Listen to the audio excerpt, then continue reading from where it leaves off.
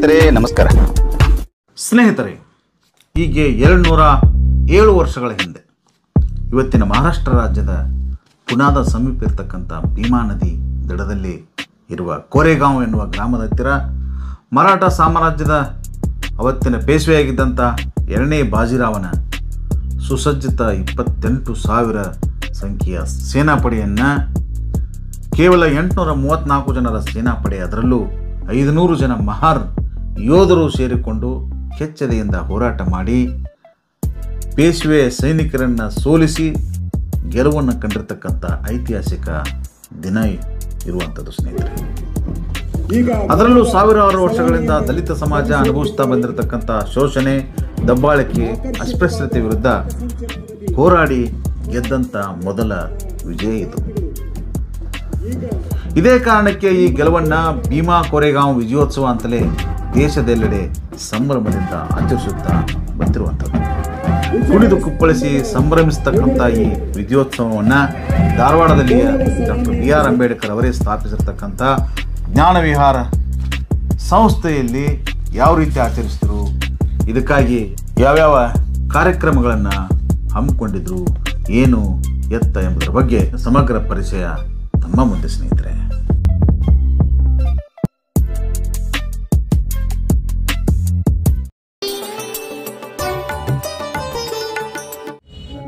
ಪ್ರಾರ್ಥನಾ ಗೀತೆಯನ್ನು ಧಾರವಾಡದ ಅನುರಾಗ ಸಾಂಸ್ಕೃತಿಕ ಬಳಗ ಡಾಕ್ಟರ್ ಸದಾಶಿವ ಮರ್ಜಿ ಸರ್ ಅವರ ನೇತೃತ್ವದಲ್ಲಿ ಹಾಡ್ತಾ ಇದ್ದಾರೆ.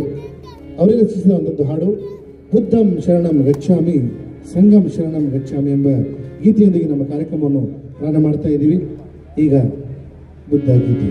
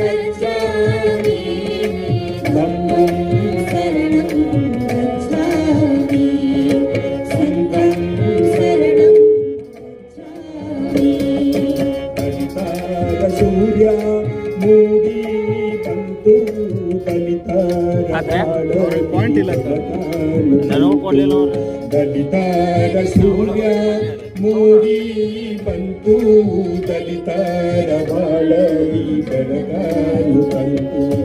ಬುದ್ಧಂ ಶರಣಂ ಗಚ್ಚಾಮಿ ಧಮ್ಮಂ ಶರಣಂ ಗಚ್ಚಾಮಿ ಸಂಗಂ ಶರಣಂ ಗಚ್ಚಾಮಿ.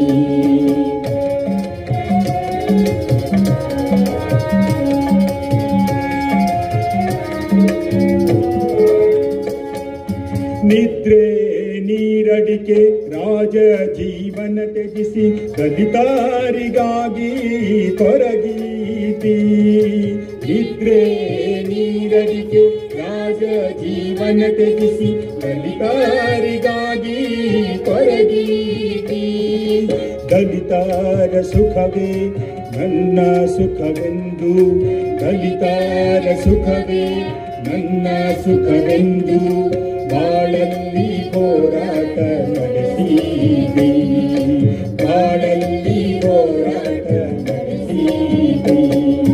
ಬುದ್ಧಂ ಶರಣಂ ಗಚ್ಚಾಮಿ ಧಮ್ಮಂ ಶರಣಂ ಗಚ್ಚಾಮಿ ಸಂಗಂ ಶರಣಂ ಗಚ್ಚಾಮಿ. ಶಿಕ್ಷಣ ಸಂಘಟನೆ ಹೋರಾಟದ ಮಂತ್ರವನ್ನು ದಲಿತರ ಕಿವಿಯಲ್ಲಿ ಊದಿರುವಿ. ಶಿಕ್ಷಣ ಸಂಘಟನೆ ಹೋರಾಟದ ಮಂತ್ರವನ್ನು ದಲಿತರ ಕಿವಿಯಲ್ಲಿ ಊದಿರುವಿ. ದಲಿತರ ನೋವೇ ನನ್ನ ನೋವೆಂದು, ದಲಿತರ ನೋವೇ ನನ್ನ ನೋವೆಂದು ಬಾಳಲ್ಲಿ ಹೋರಾಟ ನಡೆಸಿದಿ, ಬಾಳಲ್ಲಿ ಹೋರಾಟ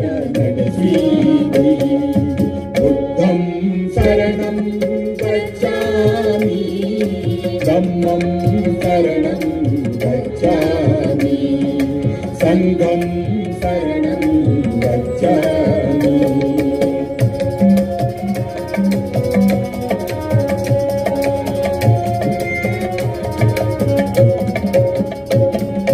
जाति शोषणे गीतದಿಂದಲೇ ಮುಕ್ತಿ ಎಂಬ ಘೋಷಣೆ ಮಾಡಿರುವಿ ಜಾತಿ ಶೋಷಣೆ ಗೀತದಿಂದಲೇ ಮುಕ್ತಿ ಎಂಬ ಘೋಷಣೆ ಮಾಡಿರುವಿ ಶಿಕ್ಷಣ ಒಂದೇ ಸಾಧನವೆಂದು ಶಿಕ್ಷಣ ಒಂದೇ ಸಾಧನವೆಂದು ಶಿಕ್ಷಣ ಹೊಂದಲು ಕರೆ ನೀಡಿದೆ ಶಿಕ್ಷಣ ಹೊಂದಲು ಕರೆ ನೀಡಿದೆ ಬುದ್ಧಂ ಶರಣಂ ಗಚ್ಚಾಮಿ ಸಂಘಂ ಶರಣಂ ಗಚ್ಚಾಮಿ ಸಂಘಂ ಶರಣಂ ಗಚ್ಚಾಮಿ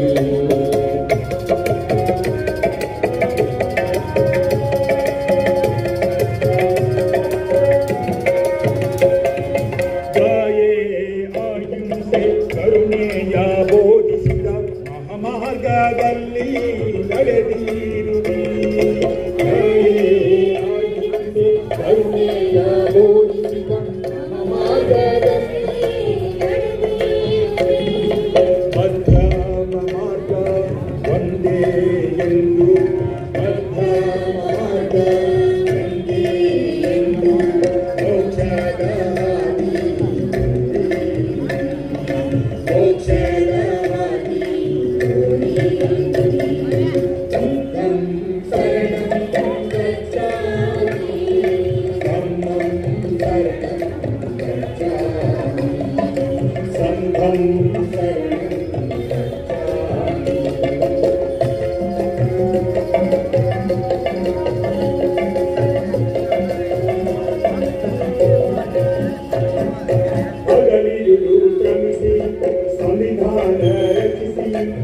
ಎಲ್ಲರಿಗೂ ಸಮಬಾಳು ನೀಡಿರುವಿ ಹಗಲಿರುಳು ಶ್ರಮಿಸಿ ಸಂವಿಧಾನ ರಚಿಸಿ ಎಲ್ಲರಿಗೂ ಸಮಬಾಳು ನೀಡಿರುವಿ ದೇಶದ ಹಿತವೇ ನನ್ನ ಹಿತವೆಂದು ದೇಶದ ಹಿತವೇ ನನ್ನ ಹಿತವೆಂದು ದೇಶಕ್ಕಾಗಿ ಶ್ರಮಿಸಿರುವಿ ದೇಶಕ್ಕಾಗಿ बुद्धं शरणं गच्छामि धम्मं शरणं गच्छामि संघं शरणं गच्छामि कलिकर सूर्य मूडी बंधु बंधु कलिकर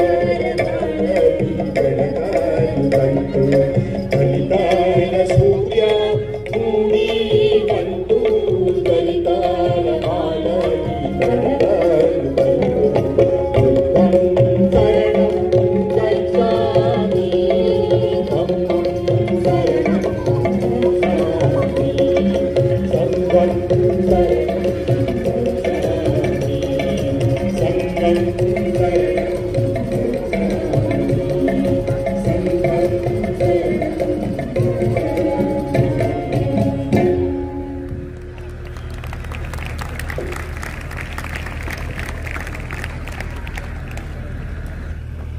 ಇವತ್ತು ಈ ಸಿದ್ದನಾಯಕ ವೇದಿಕೆಯ ಮೂಲಕ 707ನೇ ಭೀಮಾ ಕೋರೆಗಾಂವ್ ವಿಜಯೋತ್ಸವದ ಸಂಭ್ರಮಾಚರಣೆಗೆ ನಾವೆಲ್ಲ ಸೇರಿದ್ದೇವೆ. ನಾವು 200ನೇ ವಿಜಯೋತ್ಸವದ ಸಂಭ್ರಮಕ್ಕಾಗಿ ಬುದ್ಧರಕೆತ್ತ ವಸತಿ ಪ್ರೌಢಶಾಲೆಯ ಎಲ್ಲ ಮಕ್ಕಳನ್ನ ಕರೆದುಕೊಂಡು 2018ರಲ್ಲಿ ನಾವು ಕೋರೆಗಾಂವಕ್ಕೆ ಭೇಟಿ ಕೊಡ್ತಕ್ಕಂಥ ಒಂದು ಸಾಹಸವನ್ನ ಮಾಡಿದ್ವಿ. ಈ ಒಂದು ಕಾರ್ಯವನ್ನ ಸಾಧನೆ ಮಾಡಿರ್ತಕ್ಕಂಥ ಒಂದು ನಮ್ಮ ಹಿಂದೆ ಇರತಕ್ಕಂಥ ಒಂದು ಶಕ್ತಿ ಅಂದ್ರೆ ನಮ್ಮ ಸಂಸ್ಥೆಯ ಕಾರ್ಯದರ್ಶಿಯಾದಂಥ ಸನ್ಮಾನ್ಯ ಶ್ರೀ ಎಫ್ ಎಚ್ ಜಕ್ಕಪ್ಪನವರು ಸಾಹೇಬರು. ಯಾಕಂದ್ರೆ ನಮಗೆ ಗೊತ್ತಿರಲಿಲ್ಲ, ಈ ಒಂದು ಸಂಸ್ಕೃತಿ ಗೊತ್ತಿರಲಿಲ್ಲ. ಹಾಗಾಗಿ 2018ರಲ್ಲಿ ಆಗಿರ್ತಕ್ಕಂಥ ಆ ಭೀಮಾ ಕೋರೆಗಾಂವ್ ಯುದ್ಧ ಶೋಷಿತರ, ದಲಿತರ, ದಮನಕ್ಕೀಡಾಗಿರ್ತಕ್ಕಂಥ ಜನಾಂಗದವರ ಧೀಮಂತಿಕೆಯನ್ನು ಮತ್ತು ಶ್ರೀಮಂತಿಕೆಯನ್ನು ಹೆಚ್ಚಿರ್ತಕ್ಕಂಥ ಒಂದು ಸ್ವಾಭಿಮಾನದ ಯುದ್ಧ ಆಗಿದೆ. ಅಂಥ ಒಂದು ಯುದ್ಧದ 207ನೇ ಸಂಭ್ರಮಾಚರಣೆಯನ್ನು ಇವತ್ತು ನಮ್ಮ doctor BR Ambedkar educational and charitable ಟ್ರಸ್ಟ್ನ ಈ ಸಿದ್ಧನಾಯಕ ವೇದಿಕೆಯ ಮೂಲಕ ಹಮ್ಮಿಕೊಳ್ಳಲಾಗಿದೆ. ಈ ಒಂದು ಕಾರ್ಯಕ್ರಮವನ್ನು ಅತ್ಯಂತ ಹೆಮ್ಮೆಯಿಂದ ಪ್ರೀತಿಯಿಂದ ಉದ್ಘಾಟನೆ ಮಾಡಿರತಕ್ಕಂಥ ಸಮಾಜದ ಹಿರಿಯ ಜೀವ ಶ್ರೀಮತಿ ಸುಶೀಲಮ್ಮ ಚಲವಾದಿ ಅವರಿಗೆ ಸಂಸ್ಥೆಯ ಪರವಾಗಿ ತಮ್ಮೆಲ್ಲರ ಪರವಾಗಿ ಅತ್ಯಂತ ಆತ್ಮೀಯ ಸ್ವಾಗತ ಕೋರ್ತಾ ಇದ್ದೀವಿ. ಅದೇ ರೀತಿಯಾಗಿ ಈ ಕಾರ್ಯಕ್ರಮದಲ್ಲಿ ನಮ್ಮೊಂದಿಗಿದ್ದಾರೆ ವೇದಿಕೆಯ ಮೇಲೆ ಕರ್ನಾಟಕ ರಾಜ್ಯದ ಹಿರಿಯ ಶಿಕ್ಷಣ ಡೈರೆಕ್ಟರ್ ಆಗಿರ್ತಕ್ಕಂಥ ಡಾಕ್ಟರ್ BKS ವರ್ಧನ್ ಸಾಹೇಬರು. ಅವ್ರನ್ನೂ ಕೂಡ ತಮ್ಮೆಲ್ಲರ ಪರವಾಗಿ ಸ್ವಾಗತವನ್ನು ಕೋರ್ತಾ ಇದ್ದೀವಿ. ಹಾಗೂ ಈ ವೇದಿಕೆ ಮೇಲೆ ಉಪಸ್ಥಿತರಾಗಿರ್ತಕ್ಕಂಥ ಶ್ರೀ ಯಲ್ಲಪ್ಪ ಮಂಟೂರ್ ಅವರಿಗೆ, ರಾಜು ಕೋಟೆನ್ ಅವರಿಗೆ, ಅದೇ ರೀತಿಯಾಗಿ ಸಂಸ್ಥೆಯ ಸದಸ್ಯರಾಗಿರ್ತಕ್ಕಂಥ ಶ್ರೀ GS ನಾಗಾವಿ ಅವರಿಗೆ, ಪ್ರೊಫೆಸರ್ KG ಅಡೂರು ಅವರಿಗೆ, ಶ್ರೀ ಪತ್ರಕರ್ತ ಆಗಿರತಕ್ಕಂಥ ಶ್ರೀ ಚನ್ನಬಸಪ್ಪ ಅವರಿಗೆ, ಸಾಹಿತಿ ಚನ್ನಬಸಪ್ಪ ಅವರಿಗೆ, ಅದೇ ರೀತಿಯಾಗಿ ಸಂಸ್ಥೆಯ ಸದಸ್ಯರಾಗಿರ್ತಕ್ಕಂಥ ಸಂತೋಷ್ ಜಕ್ಕಪ್ಪನವರ ಸಾಹೇಬರಿಗೆ ಎಲ್ಲರಿಗೂ ಕೂಡ ಅತ್ಯಂತ ಆತ್ಮೀಯವಾದ ಸ್ವಾಗತವನ್ನು ಕೋರ್ತಾ ಇದ್ದೀನಿ. ಆತ್ಮೀಯರೇ, ತುಂಬಾ ಹೆಮ್ಮೆ ಅನಿಸ್ತದೆ. ಒಂದು ರೋಮಾಂಚನ ಆಗ್ತಕ್ಕಂಥ ಒಂದು ಕಾರ್ಯಕ್ರಮ. ನಾವು ಈ ಕೊರೋನಾದಿಂದಾಗಿ ಒಂದು 2-3 ವರ್ಷ ಇಂತಹ ಒಂದು ಸಂಭ್ರಮವನ್ನು ನಾವು ಮಿಸ್ ಮಾಡ್ಕೊಂಡಿದ್ವಿ. ಇವಾಗ ಮತ್ತೆ ನಾವು ಈ ಒಂದು 207ನೇ ಕಾರ್ಯಕ್ರಮವನ್ನ 207ನೇ ಭೀಮಾ ಕೋರೆಗಾಂವ್ ವಿಜಯೋತ್ಸವದ ಈ ಸಂಭ್ರಮಕ್ಕೆ ನಾವೆಲ್ಲ ಸೇರಿದ್ದೇವೆ. ನಾನು ಈಗಾಗಲೇ ಹೇಳಿದಂತೆ ಈ ಒಂದು 1818 ಆಗಿರತಕ್ಕಂಥ ಭೀಮಾ ಕೋರೆಗಾಂವ್ ಯುದ್ಧ ಇದು ದಲಿತರ ಪಾಲಿನ ಒಂದು ಸ್ವಾಭಿಮಾನದ ಯುದ್ಧ ಅಂತಹ ಒಂದು ದಲಿತರಿಗೆ ಒಂದು ಹೆಮ್ಮೆಯನ್ನು ತಂದುಕೊಟ್ಟಿರ್ತಕ್ಕಂಥ ಈ ಯುದ್ಧವನ್ನು ನಾವು ಪ್ರತಿ ವರ್ಷ ಅತ್ಯಂತ ಹೆಮ್ಮೆಯಿಂದ ಮತ್ತು ಅತ್ಯಂತ ಶ್ರದ್ಧೆಯಿಂದ ನಾವು ಇದನ್ನ ಇಲ್ಲಿ ಸಂಭ್ರಮಾಚರಣೆ ನಾವು ಮಾಡತಕ್ಕಂಥದ್ದು. ಈ ಒಂದು ಸಂಭ್ರಮಾಚರಣೆಯಲ್ಲಿ ನಮ್ಮೊಂದಿಗೆ ಈ ಒಂದು ಕಾರ್ಯಕ್ರಮವನ್ನ ಪ್ರತಿ ಸಮಾಜದ ಮೂಲೆ ಮೂಲೆಗೂ ತಲುಪಿಸಲಿಕ್ಕೆ ಆಗಮಿಸಿರ್ತಕ್ಕಂಥ ಯಾವತ್ತೂ ಎಲ್ಲ ಪತ್ರಕರ್ತ ಸಹೋದರರಿಗೆ ಅತ್ಯಂತ ಆತ್ಮೀಯವಾದ ಸ್ವಾಗತ ಕೋರ್ತಾ ಇದ್ದೀನಿ. ಅದೇ ರೀತಿಯಾಗಿ ನಮ್ಮ ಕರೆಗೆ ಹೋಗೊಟ್ಟು ಬಂದಿರತಕ್ಕಂಥ ಎಲ್ಲ ಪಾಲಕರಿಗೆ ಮತ್ತೆ ವಿದ್ಯಾರ್ಥಿಗಳಿಗೆ, ಆಮಂತ್ರಿತಿಗೆ ಎಲ್ಲ ನಮ್ಮ ಸಂಸ್ಥೆಯ ಪರವಾಗಿ, ಬುದ್ಧರಕಿತ ಶಾಲೆಯ ಪರವಾಗಿ ಎಲ್ಲರ ಪರವಾಗಿ ಅತ್ಯಂತ ಅಕ್ಕರೆಯ ಸ್ವಾಗತವನ್ನು ಕೋರ್ತಾ ಇದ್ದೀನಿ. ಜೊತೆಗೆ ಇದೇ ಕಳೆದ ತಿಂಗಳು ಬೋಧಗಯಾದಲ್ಲಿ ನಡೆದಿರತಕ್ಕಂಥ ಒಂದು ಅದ್ಭುತವಾಗಿರ್ತಕ್ಕಂಥ ಒಂದು ಸಂಭ್ರಮಾಚರಣೆಯಲ್ಲಿ ಪಾಲ್ಗೊಂಡು ಬಂದಿರತಕ್ಕಂಥ ಹೆಮ್ಮೆಯ ನಮ್ಮ ಸಮಾಜದ ಹಿರಿಯರು ಬಂದಿದ್ದಾರೆ. ಅವ್ರಿಗೂ ಕೂಡ ಈ ಕಾರ್ಯಕ್ರಮದಲ್ಲಿ ಒಂದು ಸನ್ಮಾನ ನಡೀತಾ ಇದೆ. ಅವ್ರಿಗೂ ಕೂಡ ಸ್ವಾಗತವನ್ನು ಕೋರ್ತಾ ಇದ್ದೀನಿ. ಹಾಗಾಗಿ ಒಟ್ಟಾರೆ ಎಲ್ಲರೂ ಕೂಡ ಈ ಒಂದು ಅತ್ಯಂತ ಪ್ರೀತಿಯಿಂದ ಅತ್ಯಂತ ಮಮಕಾರ ಇಟ್ಟು ನಮ್ಮೆಲ್ಲರ ಕರೆಗೆ ಹೋಗೊಟ್ಟು ಬಂದಿರತಕ್ಕಂಥ ಅವರು ಇವರು ಎನ್ನದೇ ಎಲ್ಲರನ್ನೂ ಕೂಡ ಮತ್ತೊಮ್ಮೆ ಮಗದೊಮ್ಮೆ ಅತ್ಯಂತ ಪ್ರೀತಿಯ ಸ್ವಾಗತವನ್ನು ಕೋರ್ತಾ ನನ್ನ ಈ ಸ್ವಾಗತದ ನುಡಿಗಳನ್ನ ಮುಗಿಸ್ತಾ ಇದ್ದೀನಿ. ಜೈ ಭೀಮ್, ಜೈ ಹಿಂದ್.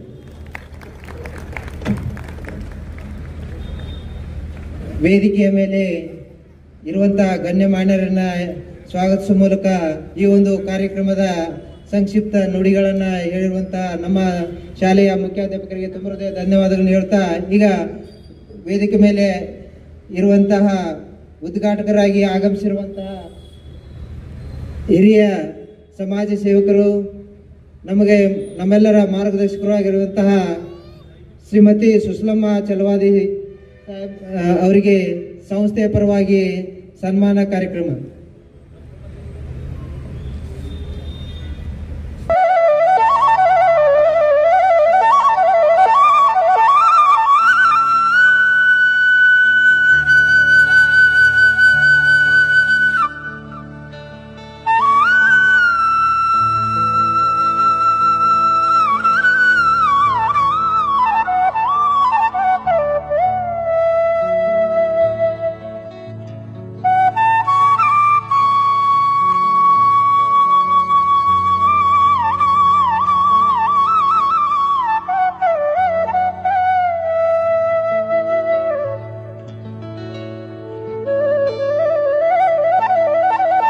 ಶಿಕ್ಷಣ ಇಲಾಖೆ ಸಿಸ್ಲೆಪ್ ಧಾರವಾಡ ಇವರಿಗೆ ಸಂಸ್ಥೆಯ ಪರವಾಗಿ ಸನ್ಮಾನ ಕಾರ್ಯಕ್ರಮ.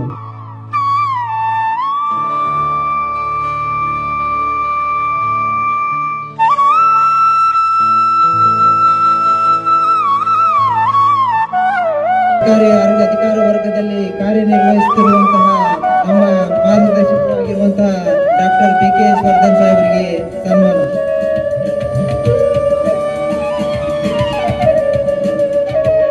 ಸಮಾಜ ಸೇವಕರಾಗಿರುವಂತಹ ಶ್ರೀ ರಾಜು ಕೋಟೆನರ್ ಸರ್ಗೆ ಸಂಸ್ಥೆ ಪರವಾಗಿ ಸನ್ಮಾನ.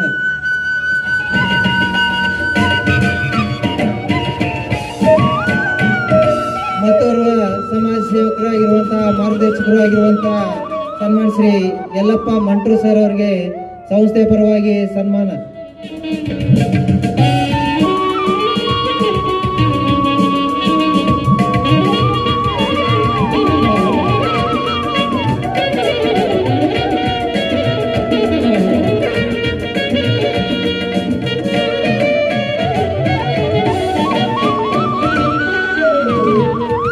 ಸನ್ಮಾನ್ಯ ಶ್ರೀ ಚನ್ನಬಸಪ್ಪ ಸರ್ಗೆ ಸಂಸ್ಥೆ ಪರವಾಗಿ ಸನ್ಮಾನ.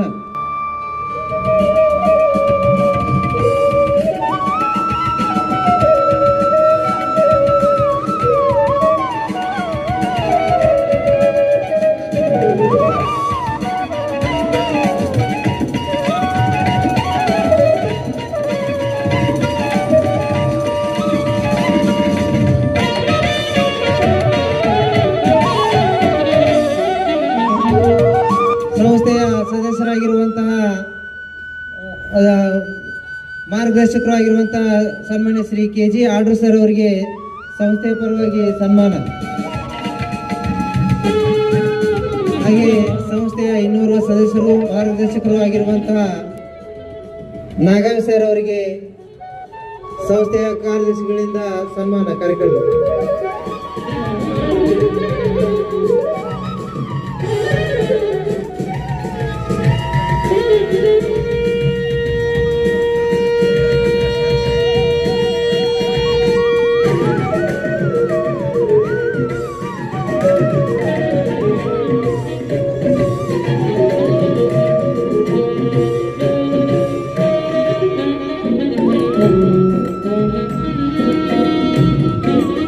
ನಾಗಾವಿ ಸರ್ ಅವರಿಗೆ ಸನ್ಮಾನ ಕಾರ್ಯಕ್ರಮ.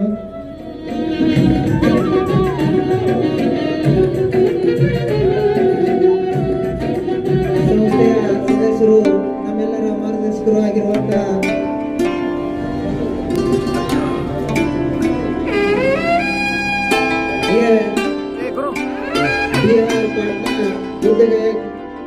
ಬೋಧಗಯಕ್ಕೆ ಬುದ್ಧ ಮಹಾಸಮ್ಮೇಳನದಲ್ಲಿ ಪಾಲ್ಗೊಂಡು ನಮ್ಮ ಸಂಸ್ಥೆಯ ಸದಸ್ಯರಾಗಿರುವಂತಹ ಸನ್ಮಾನ್ಯ ಜಗಪ್ಪನವ್ರ ಸಾಹೇಬರು ನಮ್ಮ ಇಲ್ಲಿ ಸಮಾಜದ ಕೆಲವೊಂದಿಷ್ಟು ಎಲ್ಲರನ್ನ ಕಳಿಸಿದ್ರು. ಅವರಿಗೆ ಸಂಸ್ಥೆಯ ಪರವಾಗಿ ಮಾಲಾರ್ಪಣೆಯನ್ನು ಮಧುಮೇಶ್ ದೊಡ್ಡಮನಿ, ಸಂತೋಷ್ ದೊಡ್ಡಮನಿ, ಅಶೋಕ್ ಹಾವೇರಿ, ನಾಗಪ್ಪ ಕಾಳಿ, ಲಕ್ಷ್ಮಣ್ ಚಲವಾದಿ, ಅಕ್ಷಯ್ ಕೊಡ್ಲೆ ಮಹಾಬೋಧಿ ಸಮಾವೇಶಕ್ಕೆ ಹೋಗಿ ಬೌದ್ಧ ಸಮ್ಮೇಳನದಲ್ಲಿ ಪಾಲ್ಗೊಂಡು ಬೌದ್ಧ ಧರ್ಮದ ಎಲ್ಲ ತತ್ವವನ್ನು ಅಲಂಕರಿಸಿ ನಮ್ಮ ಒಂದು ಅತ್ಯುತ್ತಮ ಮೌಲ್ಯವನ್ನು ಸರ್ಕಾರಕ್ಕೆ ಎಲ್ಲರಿಗೂ ಸಂಸ್ಥೆಯ ಪರವಾಗಿ ಮಾಲಾರ್ಪಣೆ ಹಾಗೂ ಗೌರವ ಸಮರ್ಪಣೆಯನ್ನು ಮಾಡುವಂತೆ ನಡೀತಾ ಇದೆ.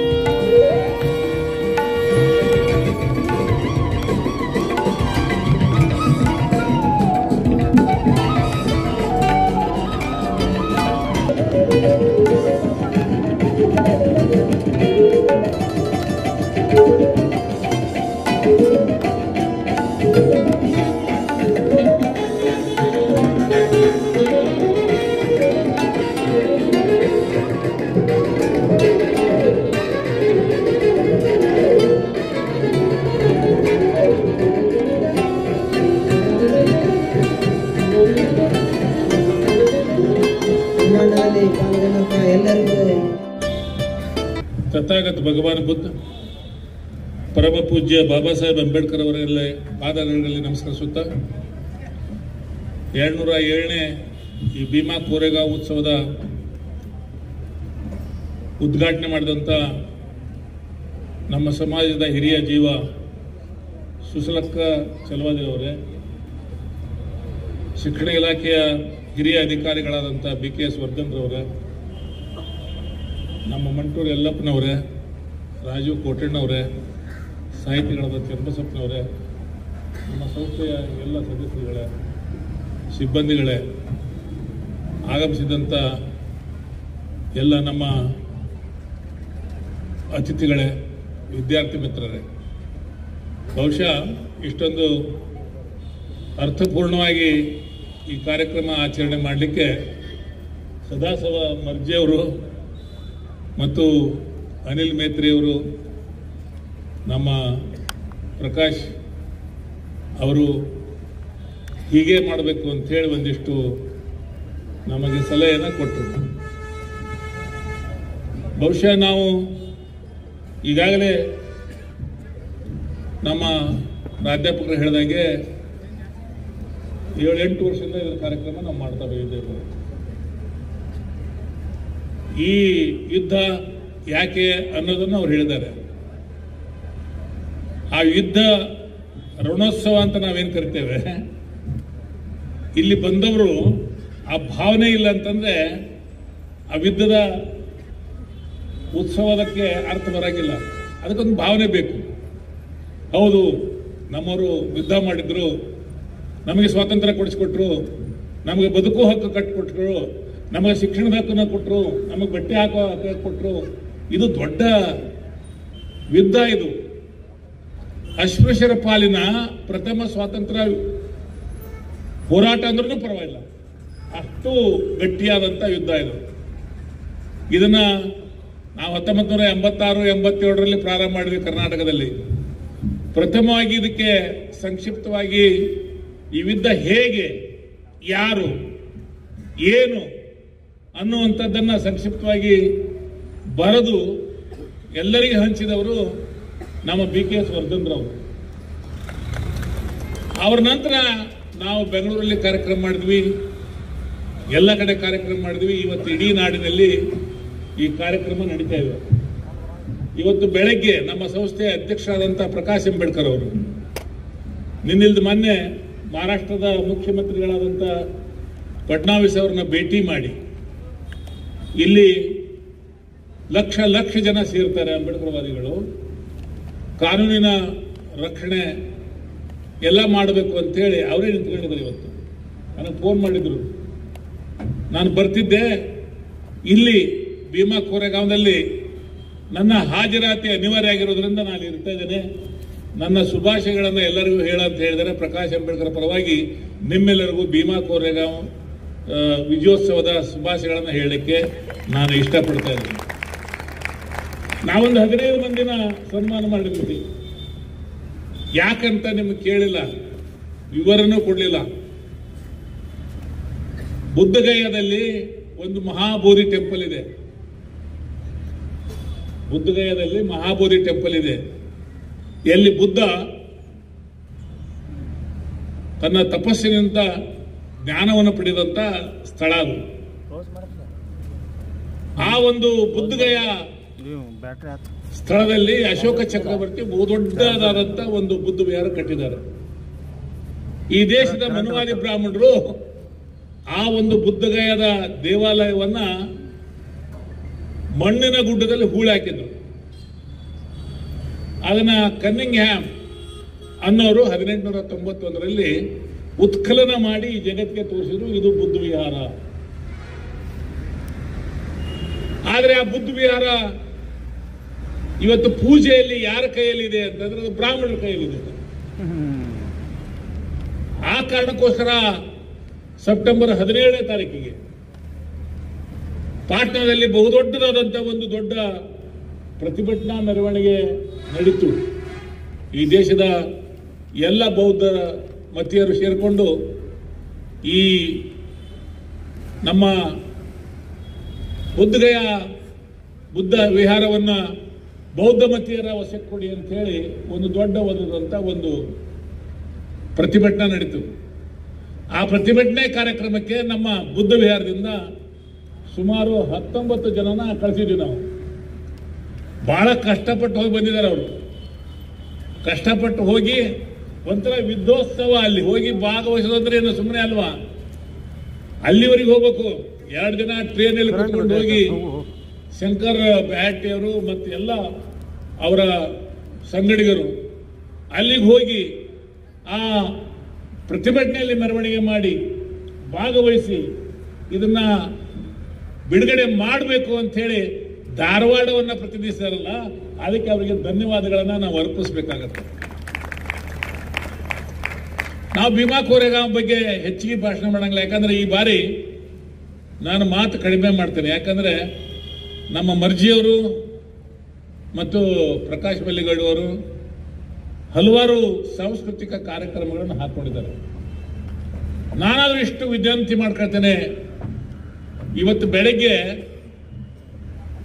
ನಾವಳ್ಳಿಯಲ್ಲಿ ಒಂದು ಭೀಮಾ ಕೋರೆಗಾಂವ್ ಕಾರ್ಯಕ್ರಮ ಮಾಡಿದ್ರು. ಅಮ್ಮಿನ ಬಾವಿಯಲ್ಲಿ ಮಾಡ್ತೇವೆ ಅಂತ ಹೇಳಿದ್ರು. ನಮ್ಮ ಲಕ್ಷ್ಮಣ ಮಾಡ್ತೇನೆ ಅಂತ ಹೇಳ್ದ. ಬೇಡ, ಈ ವರ್ಷ ನೀ ಇಲ್ಲಿಗೆ ಬಂದ್ಬಿಡು ಅಂತ ಹೇಳಿದೆ. ಪ್ರತಿ ಹಳ್ಳಿಯಲ್ಲಿ ಇವತ್ತು ಭೀಮಾ ಕೋರೆಗಾಂವ್ ಬಗ್ಗೆ ಚರ್ಚೆ ನಡೀತಿದೆ. ಬಾಬಾ ಸಾಹೇಬ್ ಅಂಬೇಡ್ಕರ್ ಅವರು ಎಲ್ಲೇ ಇರಲಿ, ವಿದೇಶದಲ್ಲಿರಲಿ, ಜನವರಿ 1ನೇ ತಾರೀಕಿಗೆ ಬಂದು ಆ ಭೀಮಾ ಕೋರೆಗಾಂವ್ ಸೌರ ಸ್ತೂಪದ ಮುಂದೆ ನಿಂತುಕೊಂಡು ಕೈ ಮುಗಿದು ಕೇಳ್ತಾ ಇದ್ರು, ಇಂಥ ವೀರರು ನಮ್ಮ ಸಮುದಾಯದಲ್ಲಿ ಹುಟ್ಟಿ ಬರಲಿ ಅಂತ. ಹಾಗೇನೆ ನಿಮ್ಮ ಹತ್ರನೂ ಬೇಡ್ಕೊಳ್ತೇನೆ. ಇವತ್ತು ಹುಡುಗರು ಬಹಳ ಎಮೋಷನ್ ಆಗಿ ಇವತ್ತು ಮಾರ್ಚ್ ಪಾಸ್ಟ್ ಮಾಡಿದ್ದಾರೆ, ಖಡ್ಗದ ಮೆರವಣಿಗೆ ಮಾಡಿದ್ದಾರೆ, ರಣೋತ್ಸವನ ಪ್ರದರ್ಶನ ಮಾಡಿದ್ದಾರೆ. ಇದೇ ಎಲ್ಲ ಸಂಕೇತ ಏನು ಅಂದ್ರೆ ನಾವು ಯುದ್ಧ ಮಾಡಿನೇ ಹಕ್ಕು ಗಳಿಸಿದ್ದು, ನಾವು ಸುಮ್ಮನೆ ಭಿಕ್ಷೆ ಬೇಡಿದ್ದಲ್ಲ. ಇವತ್ತು ಅಂಬೇಡ್ಕರ್ನ ನೋಡ್ತಾ ಇದ್ದೆ, ಅಂಬೇಡ್ಕರ್ ಸರ್ ಬರೆದಿದ್ದಾರೆ, ನಾವೇನು ಭಿಕ್ಷೆಯಿಂದ ಇದನ್ನು ಪಡ್ಕೊಂಡಿಲ್ಲ, ಹಕ್ಕುಗಳನ್ನ ಯುದ್ಧ ಮಾಡಿ ಪಡ್ಕೊಂಡಿದ್ದೇವೆ, ಹೋರಾಟ ಮಾಡಿ ಪಡ್ಕೊಂಡಿದ್ದೇವೆ. ನಮ್ಮ ಜನಾಂಗದ ನಮ್ಮ ಸೈನಿಕರು ಹುತಾತ್ಮರಾಗಿದ್ದಾರೆ 22 ದಿನ. ಇದು ಸುಮ್ಮನೆ ಬಂದಂತ ಸ್ವಾತಂತ್ರ್ಯ ಅಲ್ಲ ಅಂತ ಹೇಳಿ ಬಾಬಾ ಸಾಹೇಬ್ ಅಂಬೇಡ್ಕರ್ದು ಕೊಟೇಶನ್ ಇವತ್ತು ಬೆಳಗ್ಗೆ ನೋಡಿದೆ. ಆ ಕಾರಣಕ್ಕೋಸ್ಕರ ಆ ಯುದ್ಧದಲ್ಲಿ ಭಾಗವಹಿಸಿದಂತ ಒಬ್ಬ ಭೀಮಾ ಕೋರೆ ಸೈನಿಕ ಧಾರವಾಡದಲ್ಲಿ ವಾಸವಾಗಿದ್ದ 1830-40ರಲ್ಲಿ ಬ್ರಿಟಿಷರು ಪ್ರಾರಂಭ ಮಾಡಿದಂಥ ಶಾಲೆಯಲ್ಲಿ ಕೇವಲ ಬ್ರಾಹ್ಮಣರಿಗೆ ಬ್ರಿಟಿಷರಿಗೆ ಪ್ರವೇಶ ಇದ್ದ ಕಾಲದಲ್ಲಿ 1856-57ರಲ್ಲಿ ಈ ಧಾರವಾಡದ ಛಲವಾದಿಯವನು ಮಹಾರವನು ಶಿಕ್ಷಣ ಹಕ್ಕಿಗೋಸ್ಕರ ಹೋರಾಟ ಮಾಡ್ತಾರೆ. ಸಂಬಂಧ ಇದೆ, ಒಂದು ಸಂಬಂಧ ಇದೆ. ಆ ಶಿಕ್ಷಣದ ಹಕ್ಕಿನ ಹೋರಾಟದ ಪ್ರತಿಫಲವಾಗಿ ಬಾಬಾ ಸಾಹೇಬ್ ಅಂಬೇಡ್ಕರ್ ಗೊತ್ತಾಗ್ಬಿಡ್ತದೆ. ಇದು ವ್ಯಾಲ್ಯೂಮ್ 2ದಲ್ಲಿ ಬಂದಿದೆ. ಇದು ಧಾರವಾಡ ಮಹಾರಥ ರೆಫರೆನ್ಸ್ ಅದೇ. ಅಂಬೇಡ್ಕರ್ ಅದರಿಂದ ಪ್ರಭಾವಿತರಾಗಿ ಧಾರವಾಡಕ್ಕೆ ಬಂದು ಜೆ.ಬಿ.ಎಂ. ನಗರ ಅಂತ ನಾವೇನು ಕರಿತೇವೆ, ಅದು ಮೊದಲು ಮದರಬಡ್ಡಿಯಾಗಿತ್ತು.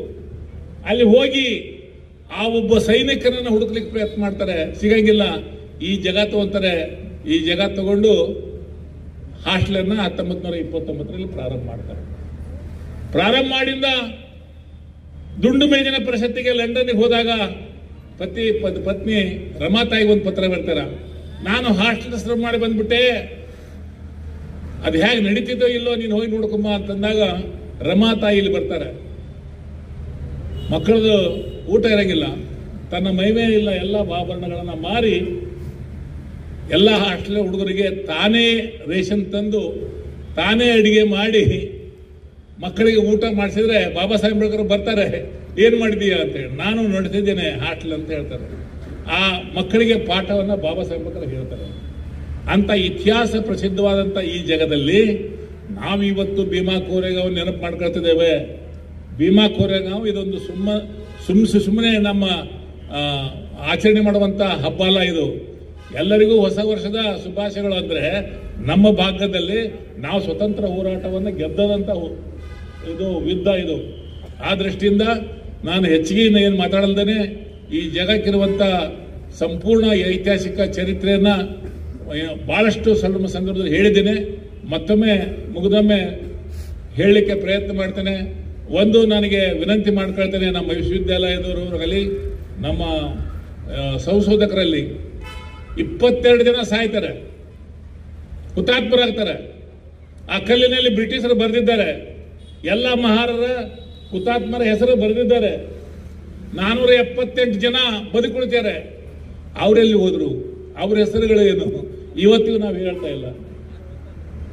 ಅವರು ಬಂದಿದ್ದಾರೆ. ಅವ್ರು ನಮ್ಮ ಕಡೆ ಎಲ್ಲ ಧಾರವಾಡ ಕಡೆನೋ, ಬೆಳಗಾಂ ಕಡೆನೋ, ಬಿಜಾಪುರ ಕಡೆನೋ, ಬಾಗಲಕೋಟೆ ಕಡೆನೋ, ಚಿಕ್ಕೋಡಿ ಕಡೆನೋ ಹೋಗಿದ್ದಾರೆ. ಅವರಿಗೆ ಉಂಬಳಿ ಹಾಕಿ ಕೊಟ್ಟಿದ್ದಾರೆ. ಅವ್ರು ಯಾರು ಅಂತ ಹೇಳಿ ಇತಿಹಾಸ ಪ್ರಜ್ಞೆ ಇಲ್ದೇ ನಾವು ಕುತ್ಕೊಂಡಿದ್ದೇವೆ, ಶೂನ್ಯರಾಗಿ ಕುತ್ಕೊಂಡಿದ್ದೇವೆ. ಬಾಬಾ ಸಾಹೇಬ್ ಅಂಬೇಡ್ಕರ್ ಹೇಳ್ತಾರೆ ಏನಂತಂದ್ರೆ, ಇತಿಹಾಸ ಮರೆತವರು ಇತಿಹಾಸ ಸೃಷ್ಟಿಸಲಾರರು ಅಂತೇಳಿ. ನಾವು ಇತಿಹಾಸ ಮರೆತಿದ್ದೇವೆ. ಎಷ್ಟು ವರ್ಷ ಆಯ್ತು ನಾವು ಹೇಳಕತ್ತಿ? 478 ಜನ. ಅವ್ರು ಯಾರು? ಅವರ ಹೆಸರು ಏನು? ಅವ್ರು ಎಲ್ಲಿ ಹೋಗಿ ಅವ್ರಿಗೆ ಉಂಬಳಿ ಹಾಕಿಕೊಟ್ರು ಬ್ರಿಟಿಷರು? ಅವ್ರು ಯಾವ ಕುಟುಂಬದವರು? ನಾವು ಹುಡುಕ್ಲಿಕ್ಕೆ ಹೋಗ್ತಾ ಇಲ್ಲ. ಸಂಗೊಳ್ಳಿ ರಾಯಣ್ಣಂದು ಹೋಗ್ರಿ ನೋಡ್ರಿ. ಸಂಗೊಳ್ಳಿ ರಾಯಣ್ಣ ಅದೇ 1818 ಯುದ್ಧ, 1824 ಯುದ್ಧ. ಸಂಗೊಳ್ಳಿಯಲ್ಲಿ ಒಂದು ಅಸ್ಮಿತೆಯ ಒಂದು ತುಂಬಾ ಉತ್ತಮವಾದಂತ ಗಾರ್ಡನ್, ರಾಕ್ ಗಾರ್ಡನ್ ಮಾಡಿದ್ದಾರೆ. ಇತಿಹಾಸ ಹೇಳ್ತಾ ಇದ್ದಾರೆ. ನಾವು ಇತಿಹಾಸ ಹೇಳ್ತಾ ಇಲ್ಲ. ನಾವು ಅಂಬೇಡ್ಕರ್ವಾದಿಗಳು. ನನಗಂತೂ ಈ ನಕಲಿ ಅಂಬೇಡ್ಕರ್ವಾದಿಗಳನ್ನು ಕಂಡು ಬಹಳ ಬೇಸರ ಆಗ್ತಾ ಇದೆ. ನಕಲಿ ಅಂಬೇಡ್ಕರ್ವಾದಿಗಳು. ಅಂಬೇಡ್ಕರ್ ವಾದನೂ ಗೊತ್ತಿಲ್ಲ, ಅಂಬೇಡ್ಕರ್ ಚರ್ಚೆನೂ ಗೊತ್ತಿಲ್ಲ. ಇಲ್ಲಿವರೆಗೆ ನಾವು ಹೇಳ್ತಾನೆ ಇದ್ದೇವೆ. 478 ಜನಗಳು ಎಲ್ಲಿ ಹೋದ್ರು? ಅವರು ಮಹಾರಸು. ಅದರಾಗೊಬ್ಬ ಮಾತಂಗನೂ ಇದ್ದ. ಅವರೆಲ್ಲಿ ಹೋದ್ರು? ಯಾಕೆ ಹಿಂಗಾಗ್ತದೆ? ನಮ್ಮ ಇತಿಹಾಸ ನಾವು ಯಾಕೆ ಮರಿತಾ ಇದ್ದೇವೆ? ಮರಿಬಾರ್ದು ಅಲ್ವಾ? ಇದನ್ನ ಮುಂದಿನ ಪೀಳಿಗೆಗೋಸ್ಕರ ಹೇಳಬೇಕಾದಂತ ಪ್ರಯತ್ನವನ್ನು ನಾನು ಹೇಳಿದ್ದೇನೆ. ನಾನು ರಿಸರ್ಚ್ ಸ್ಕಾಲರ್ಶಿಪ್ ಬೇಕಾದ್ರೆ ನಾನು ಕೊಡ್ತೇನೆ, 5 ಲಕ್ಷ ಕೊಡ್ತೇನೆ. ಹೋಗಿ ಆರ್ಕಿಟೆಕ್ಚರ್ ಕೂತ್ಕೊಳ್ಳಿ, ಹುಡುಕೊಂಬನ್ನಿ. ಈ ದೇಶದ ಇತಿಹಾಸ ಏನಿದೆ? ಬಾಬಾ ಸಾಹೇಬ್ ಅಂಬೇಡ್ಕರ್ ಇಷ್ಟೆಲ್ಲ ಮಾಡಿ ನಮ್ಮ ಮುಂದೆ ಇಟ್ಟಿದ್ದಾರೆ. ನಾವು ಬಾಬಾ ಸಾಹೇಬ್ ಅಂಬೇಡ್ಕರ್ ಅನ್ನ ಉಣ್ಣವರು, ಅವ್ರು ಕೊಟ್ಟಂತ ಮೀಸಲಾತಿಯ ಭಿಕ್ಷೆಯಲ್ಲಿರೋರು. ನಾವೀಗ ಚೆನ್ನಾಗಿ ಪೌಡರ್ ಹಚ್ಕೊಂತೇವೆ, ಸ್ನೋ ಹಚ್ಕೊಂತೇವೆ, ನಮ್ಮ ಹೆಂಡತಿ ಮಕ್ಕಳ ಮೇಲೆ ಆಭರಣ ಹಾಕ್ತೇವೆ, ನಾವು ಚೆನ್ನಾಗಿ ಡ್ರೆಸ್ ಹಾಕ್ತೇವೆ, ಅಂಬೇಡ್ಕರ್ ಅಂತ ಹೇಳ್ತೇವೆ. ಅಂಬೇಡ್ಕರ್ ದಾರಿಯಲ್ಲಿ ನಾವು ಹೋಗ್ತಾ ಇದ್ದೀವ ಅನ್ನುವಂಥ ಬಹುದೊಡ್ಡ ಪ್ರಶ್ನೆ ನಮ್ಮದಾಗಿದೆ. ಅಂಬೇಡ್ಕರ್ ಹೆಜ್ಜೆಯಲ್ಲಿ ನಾವು ಹಾಕಲೇಬೇಕು. ಹೆಜ್ಜೆಯನ್ನ ಪ್ರಾಮಾಣಿಕವಾಗಿ ಹಾಕಬೇಕು. ಅಂಬೇಡ್ಕರ್ಗೆ ದ್ರೋಹ ಬಗೆಯೋದಲ್ಲ. ಅಂಬೇಡ್ಕರ್ ನಮ್ಮ ವಾಚ್ಮೆನ್ ಅಲ್ಲ, ಕಾವಲುಗಾರ ಅಲ್ಲ. ಅಂಬೇಡ್ಕರ್ ನಮ್ಮ ದಾರಿ ತೋರಿಸ್ಕೋ. ನಾವು ಅಂಬೇಡ್ಕರ್ನ ಕಾವಲುಗಾರನ ಮಾಡ್ಕೊಂಡ್ಬಿಟ್ಟಿದ್ದೇವೆ. ಕಾವಲುಗಾರ ಅಲ್ಲ, ಅವನು ನಮ್ಮ ಸ್ಫೂರ್ತಿದಾಯಕ, ನಮ್ಮ ಅಸ್ಮಿತೆ. ಕೊನೆಯದಾಗಿ ಮೋದಿಯವ್ರನ್ನ ವಿನಂತಿ ಮಾಡ್ಕೊಳ್ತೇನೆ, ದಯವಿಟ್ಟು ಅಂಬೇಡ್ಕರ್ ಬಗ್ಗೆ, ಅಂಬೇಡ್ಕರ್ ಸಂವಿಧಾನದ ಬಗ್ಗೆ ನಿಮಗೇನಾದ್ರೂ ಗೌರವ ಇದ್ದಿದ್ರೆ ಬಾಬಾ ಸಾಹೇಬ್ ಅಂಬೇಡ್ಕರ್ ಅವರನ್ನು ಈ ರಾಷ್ಟ್ರದ ಸಾಂಸ್ಕೃತಿಕ ನಾಯಕ ಅಂತ ಹೇಳಿ ಘೋಷಣೆ ಮಾಡ್ಬೇಕಂತ ಹೇಳಿ ನಾನು 2 ಮಾತುಗಳನ್ನು ಮುಗಿಸುತ್ತೇನೆ. ಜೈ ಭೀಮ್, ಜೈ ಭಾರತ್.